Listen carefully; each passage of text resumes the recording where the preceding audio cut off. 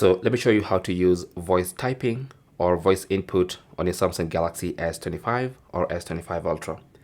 So let's say you're typing a text message, and instead of typing with your fingers, you prefer to dictate or to tell your phone what to type, and it can type for you. That's called voice input. So for instance, you can see this microphone here. So in the bottom left corner of your Samsung keyboard, just tap on it. Hi, I hope you had a great vacation. And then now I can just send that message. Simple as that. So that's basically how to use voice typing. You simply tap on this little microphone icon.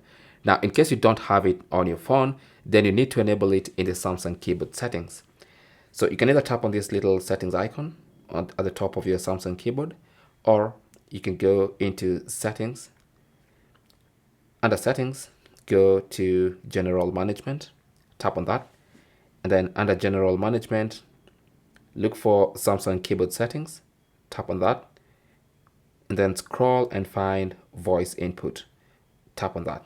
So you can choose between Google Voice Typing and Samsung Voice Input. Now, if it's set to none, that's the reason why you're not seeing that microphone icon. So you choose either of these. For me, I prefer the Google engine because Google has more data, it's more robust. So once you enable Google Voice Typing, now whenever you're on the Samsung keyboard trying to type something using the Samsung keyboard, there's always going to be a microphone icon in the bottom left corner of your screen, which you can tap on anytime to do voice typing. How good is voice typing? There you go. Thanks for watching. Don't forget to like and subscribe, and good luck.